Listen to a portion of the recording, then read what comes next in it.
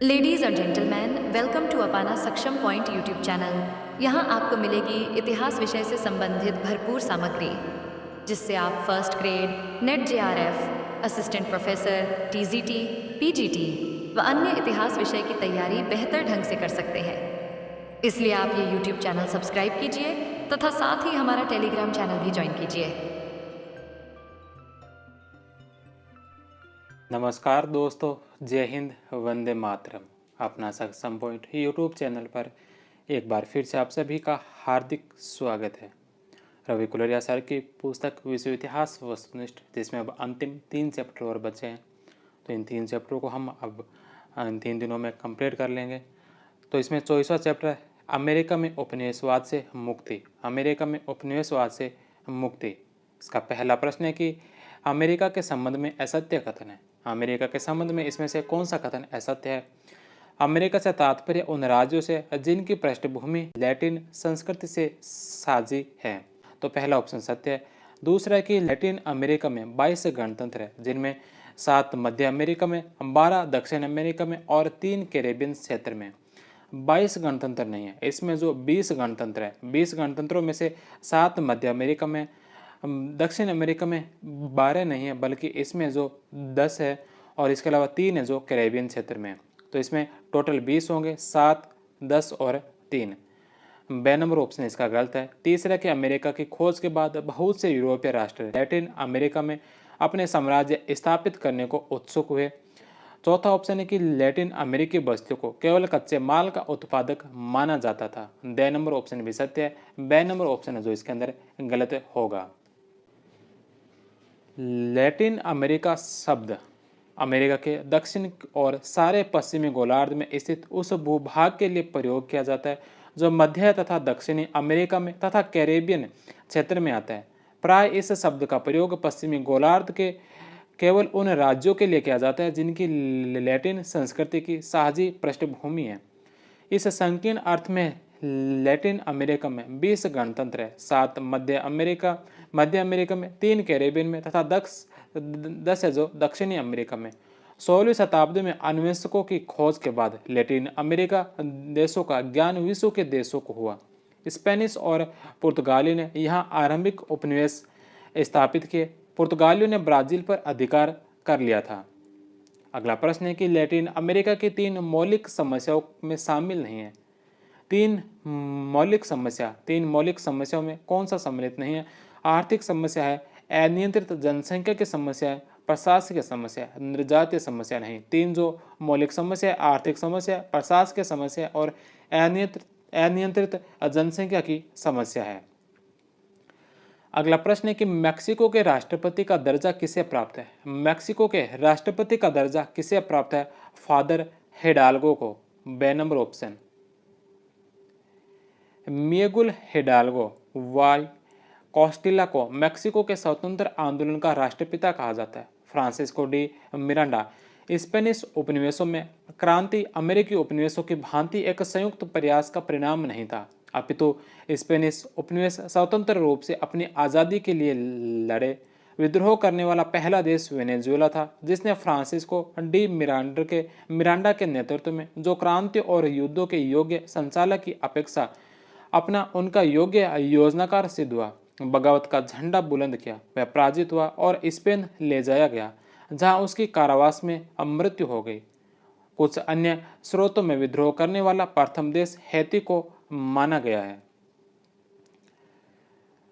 अगला प्रश्न है कि रूजवेल्ट कोरोलरी क्या थी? रूजवेल्ट कोरोलरी क्या थी? रूजवेल्ट कोरोलरी यह क्या थी? तो रूजवेल्ट कोरोलरी जो है यह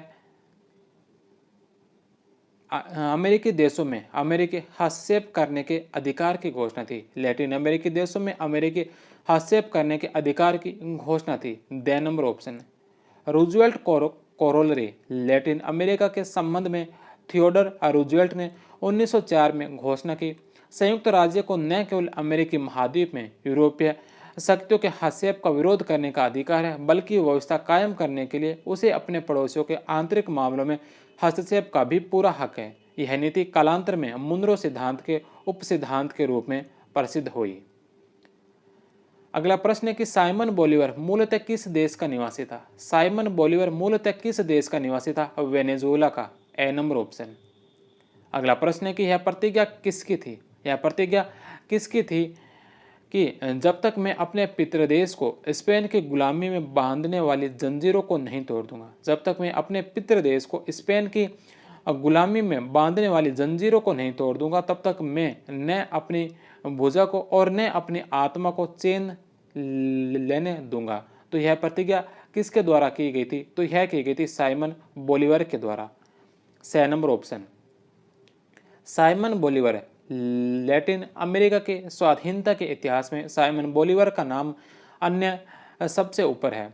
वह वेनेजुएला के एक धनी शासक परिवार का सदस्य था, लेकिन उसने अपने जीवन के 10 वर्षों से अधिक और अपनी समस्त दौलत दक्षिणी अमेरिकी की आज़ादी के काम में लगा दी। साइमन बोलीवर ने प्रतिज्ञा की कि जब तक मैं अपने पितृदेश को स्पेन की गुलामी में बांधने वाली जंजीरों को नहीं तोड़ दूंगा, तब तक मैं न अपनी भुजा को और न ही अपनी आत्मा को चैन लेने दूंगा।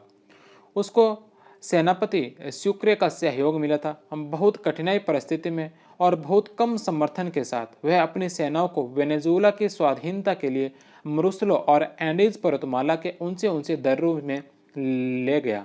बाद में वह इक्वाडोर और पेरू की ओर से लड़ा। Venezuela, Colombia, Ecuador, Panama, Bolivia और उत्तरी पेरू बोलीवर को अपना मुक्ति प्रदाता मानते थे।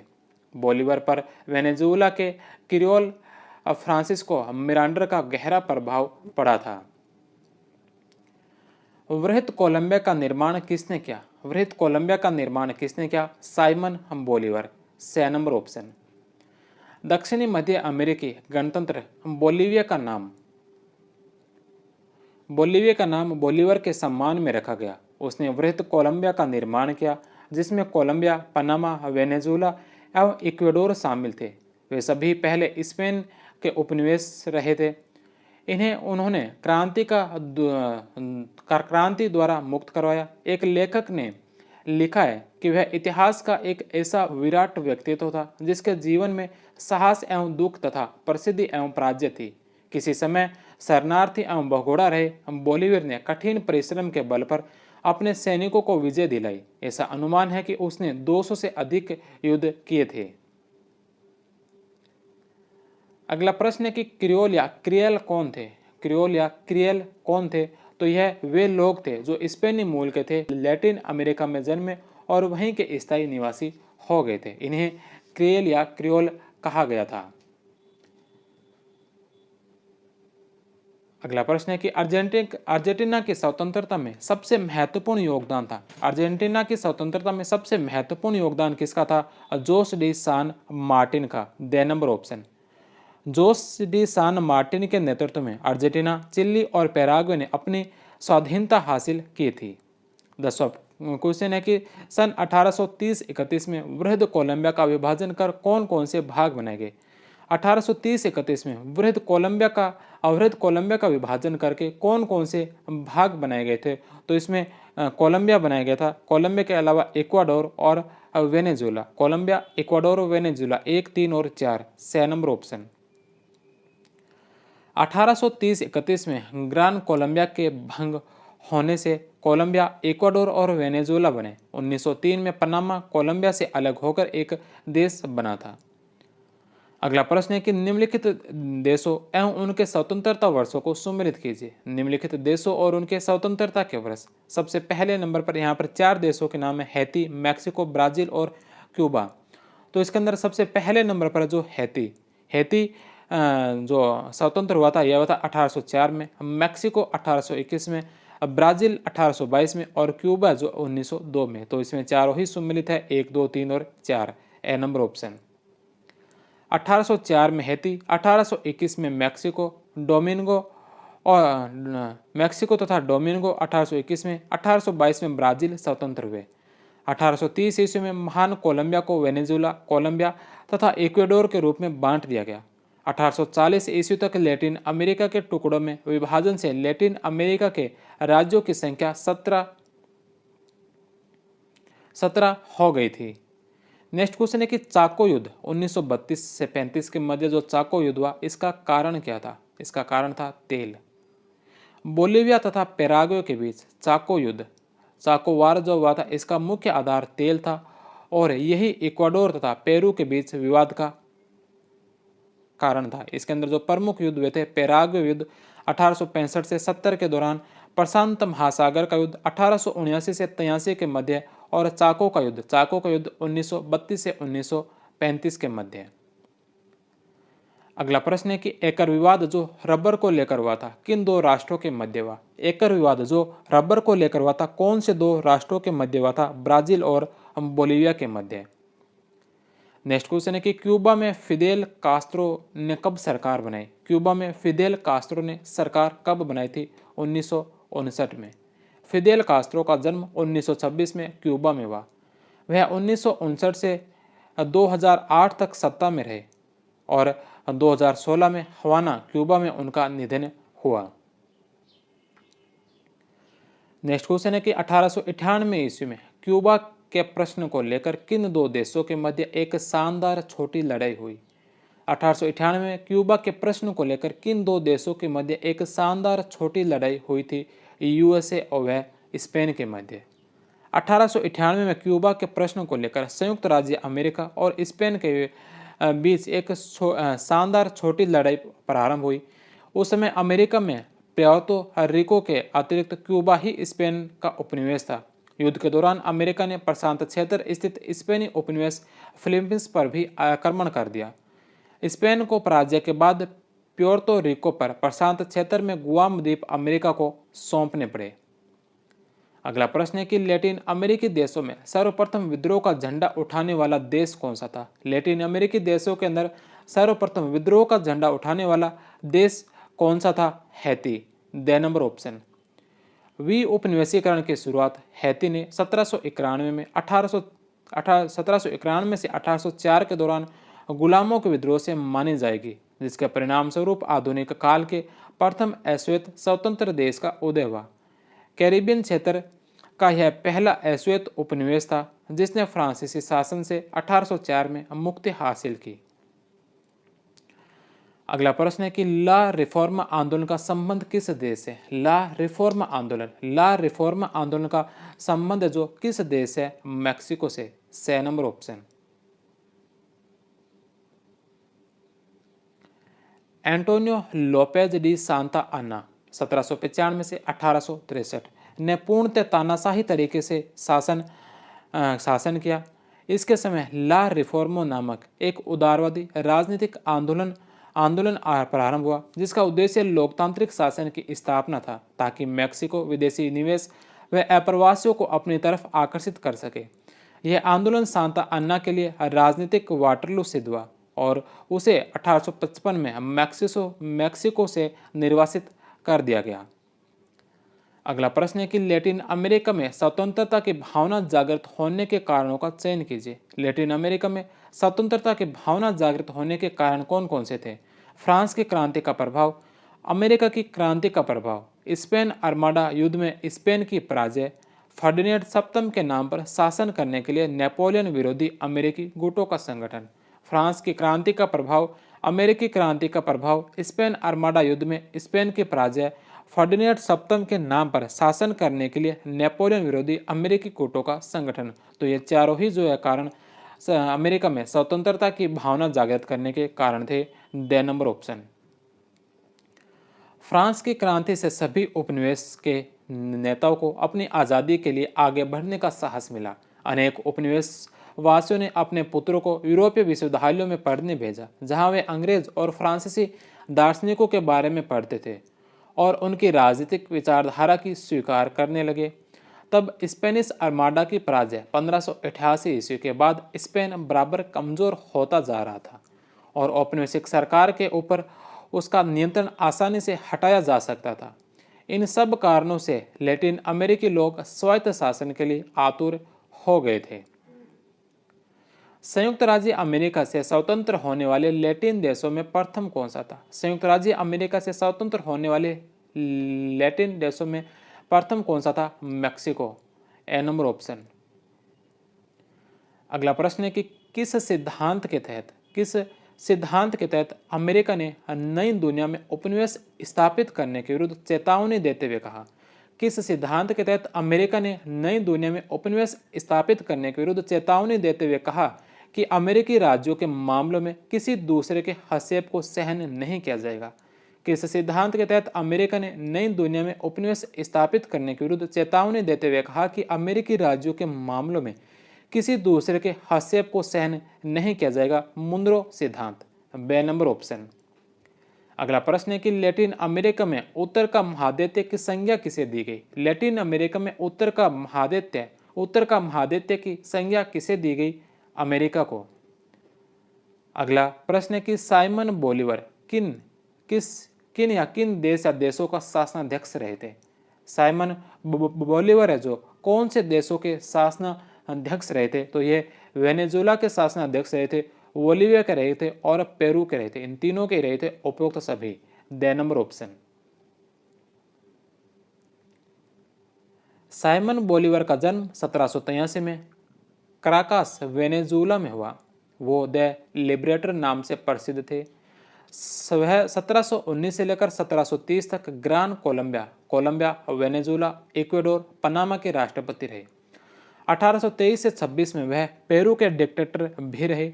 1830 में टीबी से उनकी मृत्यु हो गई। 1830-31 में ग्रान कोलंबिया को भंग कर दिया गया। अगला प्रश्न है कि मैक्सिको को किस चित्रकार ने मैक्सिकन लोगों के भित्ति चित्र बनाकर अंतर्राष्ट्रीय स्तर पर पहचान बनाई? मैक्सिको के किस चित्रकार ने मैक्सिकन लोगों के भित्ति चित्र बनाकर अंतर्राष्ट्रीय स्तर पर पहचान बनाई थी? वह कौन सा चित्रकार था? तो वह था Diego Rivera. B number option. Diego Rivera Mexican चित्रकार थे। उनके प्रसिद्ध चित्र मैक्सिको के आम लोगों, उनके कार्यों, उनके जीवन से संबंधित थे।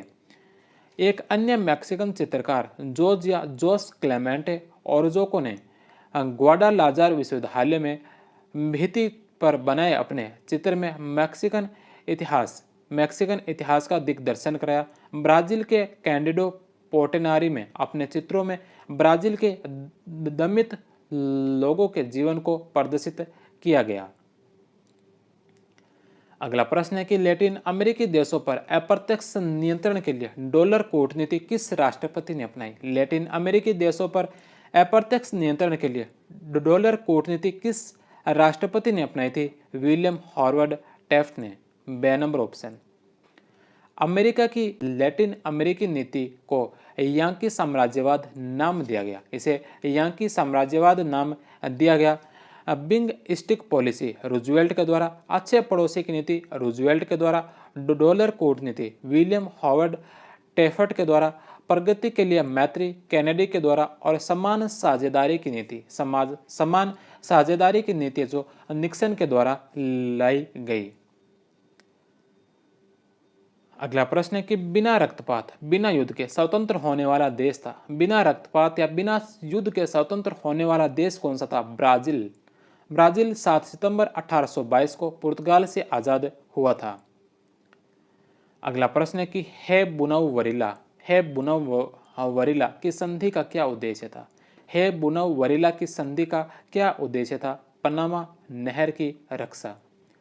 राष्ट्रपति थियोडोर रूजवेल्ट के काल में 1903 ईस्वी में संयुक्त राज्य अमेरिका व पनामा के बीच यह संधि हुई।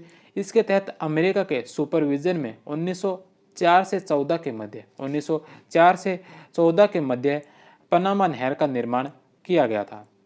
अगला प्रश्न है कि ओएएस का पूरा नाम क्या है? ओएएस का पूरा नाम organization of American state OAS. B number option. अगला प्रश्न है कि प्रसिद्ध पुस्तक विस्तृत और प्राय संसार किसने लिखी? प्रसिद्ध पुस्तक विस्तृत और प्राय संसार किसके द्वारा लिखी गई? अलेग्रिया के द्वारा। Broad and alien in the world Ciro Alegria Peru के एक ही प्रसिद्ध पुस्तक है। पुस्तक दी वर्टेक्स की रचना जॉर्ज रेवारा ने की थी। कोलंबिया का इतिहासवेत्ता जर्मन ओर्सिनियागास अमेरिका के औपनिवेशिक युग के इतिहास के वर्णन के लिए प्रसिद्ध है। कैंडिडो पोर्टिनारी ब्राजील के प्रसिद्ध पेंटर थे। अगला प्रश्न है कि लैटिन देशों के लिए समान साझेदारी की नीति किसने अपनाई? इन देशों के लिए समान साझेदारी की नीति किसने अपनाई थी? अमेरिका ने। 30वां नंबर प्रश्न है कि वृहद कोलंबिया किन देशों को मिलाकर बनाया गया? वृहद कोलंबिया कौन से देशों को मिलाकर बनाया गया था? वृहद कोलंबिया वेनेजुएला को, कोलंबिया को, पनामा को और इक्वेडोर को मिलाकर बनाया गया। 6 नंबर ऑप्शन। अगला प्रश्न है कि दक्षिणी अमेरिका के 6 देशों को स्पेन की दास्ता से मुक्त कराने वाले नेता कौन थे? दक्षिणी अमेरिका के 6 देशों को स्पेन की दास्ता से मुक्त कराने वाले नेता कौन थे? Simon Bolivar. A number option. अगला प्रश्न है कि अंत अमेरिका सम्मेलन कब आयोजित हुआ? अतः अमेरिका सम्मेलन कब आयोजित हुआ था? 1936 के अंदर। अगला प्रश्न है कि अमेरिका के द्वारा प्लाट संशोधन प्लाट अमेंडमेंट 1903 मुख्यतः किस देश को नियंत्रित करने हेतु किया गया था? क्यूबा को। B number option. अगला प्रश्न है कि निम्नलिखित लैटिन अमेरिकी देशों और उनके निर्यात के प्रमुख आधार कौन कौन से हैं? तो इन देशों के निर्यात के प्रमुख आधार इनको सुमेलित करना है। सबसे पहले नंबर पर उरुग्वे से निर्यात वस्तु मांस व दुग्ध, बोलीविया से टिन, कोस्टारिका से कॉफी और चिली से नाइट्रेट। चारों ही सुमेलित है। उरुग्वे से मांस और दूध, बोलीविया से टिन, कोस्टारिका से कॉफी और चिली से जो नाइट्रेट। ABCD। बे नंबर ऑप्शन।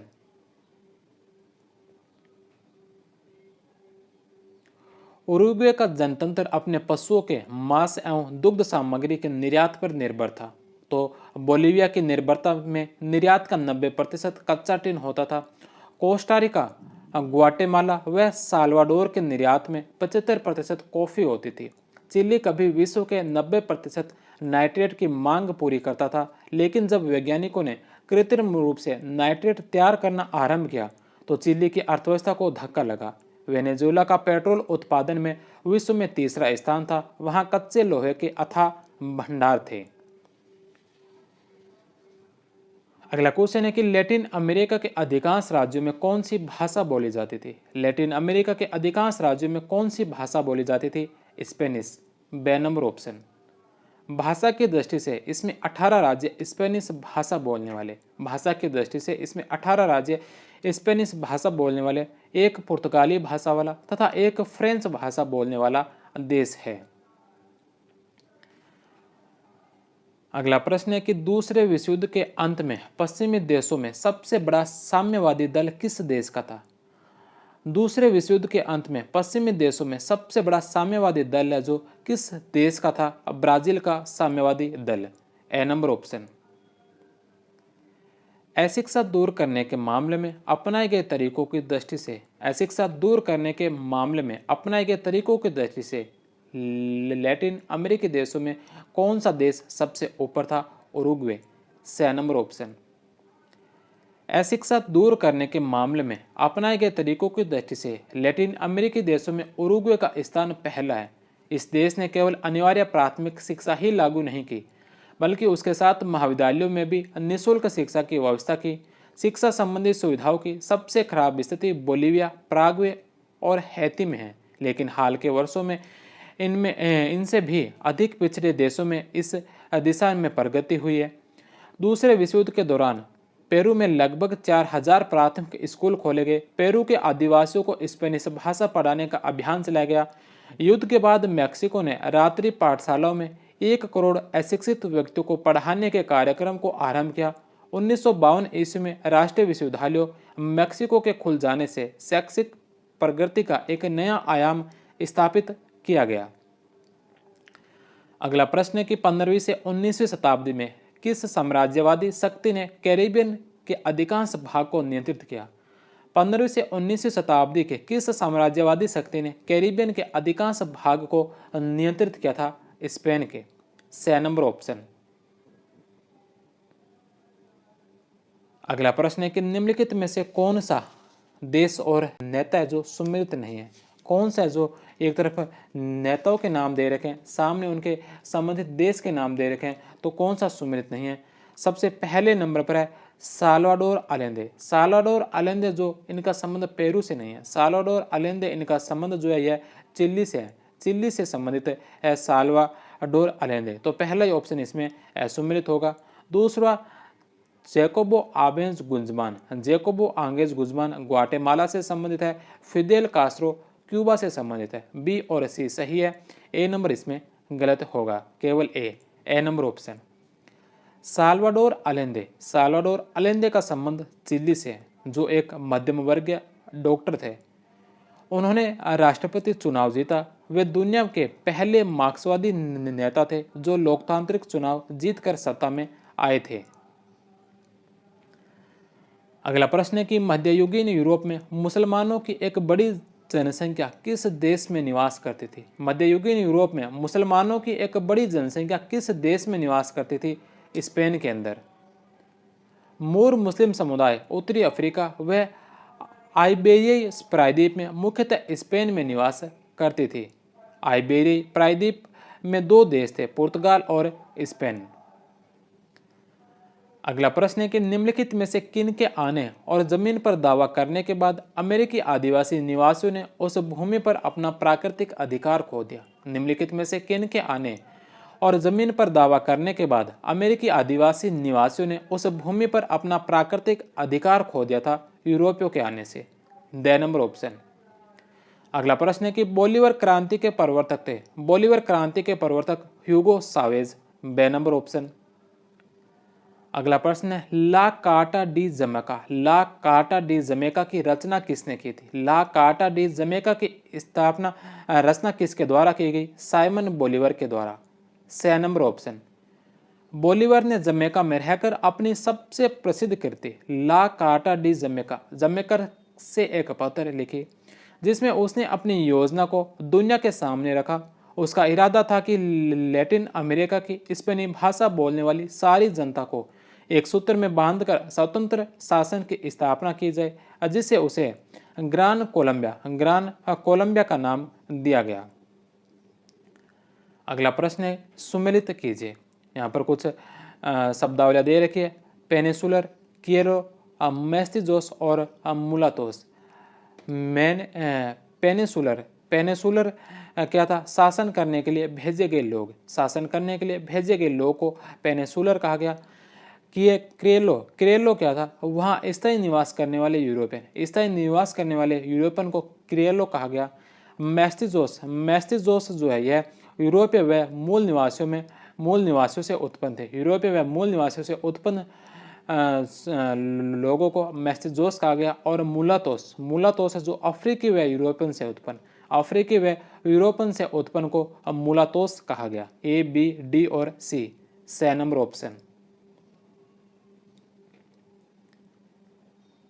अगला प्रश्न है कि 1912 के अनुसार 1912 में अनुदार दल की सरकार के समय 1912 में अनुदार दल की सरकार के समय सान पेना कानून द्वारा मताधिकार का विस्तार करके गुप्त मतदान की व्यवस्था की गई, वह किस देश से संबंधित है? 1912 में अनुदार दल की सरकार के समय सान पेना कानून द्वारा मताधिकार का विस्तार करके गुप्त मतदान की व्यवस्था की गई, यह किस देश से संबंधित है? अर्जेंटीना से। बे नंबर ऑप्शन। अगला प्रश्न है कि संस्थागत क्रांतिकारी दल किस देश का राजनीतिक दल था? मेक्सिको का। 1929 में प्लूटार्को इलियास कैलेस ने एक संस्थानात्मक क्रांतिकारी दल PIR का गठन किया, जो आज भी मेक्सिको का एक शक्तिशाली राजनीतिक दल है। इस दल ने मेक्सिको की राजनीतिक प्रणाली को एक दलीय प्रणाली में बदल दिया, जिसके कारण मेक्सिको दक्षिणी अमेरिकी देशों में सबसे लंबी अवधि तक राजनीतिक स्थायित्व देने में सफल रहा। नेपोलियन के डर से पुर्तगाल का राजा जोजाओ सस्टम किस उपनिवेश देश से आ गया? नेपोलियन के डर से पुर्तगाल का राजा जोजाओ सस्टम किस उपनिवेश देश आ गया था? ब्राजील। ए नंबर ऑप्शन। नेपोलियन के हमलों से डरकर पुर्तगाल का राजा डॉन जोआओ सस्टम 1808 में ब्राजील आ गया था। डॉन के वापस लौटने के बाद उसके पुत्र पेड्रो ने ब्राजील की स्वतंत्रता की घोषणा कर दी। 1822 में उसे ब्राजील का सम्राट घोषित कर दिया गया। ब्राजील में दास प्रथा लंबे समय तक फलती फूलती रही।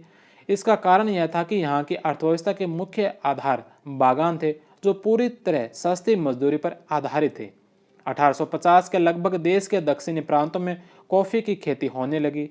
इस कॉफ़ी का सबसे बड़ा ग्राहक ब्रिटेन था, जो ब्राज़ील की सरकार पर दास व्यापार को बंद करने का दबाव डाल रहा था। 1865 से 70 के दौरान प्रथम दक्षिणी अमेरिकी युद्ध पैराग्वे का युद्ध हुआ, जब ब्राज़ील, अर्जेंटीना और उरुग्वे ने मिलकर पैराग्वे के साथ युद्ध किया। इस युद्ध के बाद पुर्तगाली सम्राट ने रियो बैंको कानून 1871 रियो बैंको कानून के द्वारा क्राउन के स्वामित्व में रहने वाले दासों को मुक्त कर दिया। इसके बावजूद लंबे समय तक दासों का शोषण जारी रहा। अंततः सम्राट पेड्रो द्वितीय जब अपने इलाज के लिए यूरोप गया, तो रीजेंट शासक के रूप में उसकी पुत्री क्रिस्टीना ने ब्राजील की संसद को दास स्वामियों को बगैर कोई मुआवजा दिए दासता समाप्त करने वाला कानून पारित करने का आदेश दे दिया। संसद के द्वारा कानून पारित होते ही उसने हस्ताक्षर कर ब्राजील में दास प्रथा समाप्त कर दी थी। तो ये था अमेरिका के उपनिवेशवाद से मुक्ति से संबंधित आज का 24वां चैप्टर। अब इसी चैप्टर से संबंधित कुछ महत्वपूर्ण घटनाओं को सारणी के माध्यम से देखते हैं, उसके पश्चात इस चैप्टर को समाप्त करते हैं। 1823 में मुनरो सिद्धांत आया। 1830 से 31 के दौरान वृहत कोलंबिया का विभाजन किया गया। 1848 में ऑर्गेनाइजेशन ऑफ अमेरिका स्टेटस की स्थापना हुई। 1865 से 70 के दौरान पैराग्वे युद्ध हुआ, प्रथम दक्षिणी अमेरिकी युद्ध। 1879 से 83 के दौरान प्रशांत सागर युद्ध हुआ। 1898 में एक शानदार छोटी लड़ाई स्पेन व अमेरिका के मध्य हुई। 1898 में स्पेन से अमेरिका को फिलीपींस द्वीप की प्राप्ति हुई। 1903 में बुनऊ वरीला की संधि हुई, अमेरिका व पनामा के मध्य। 1904 में रूजवेल्ट कोरोलरी आया। 1921 से 26 के दौरान रिफ वॉर या मेलिला युद्ध स्पेनिश औपनिवेश व रिफ लोगों के मध्य।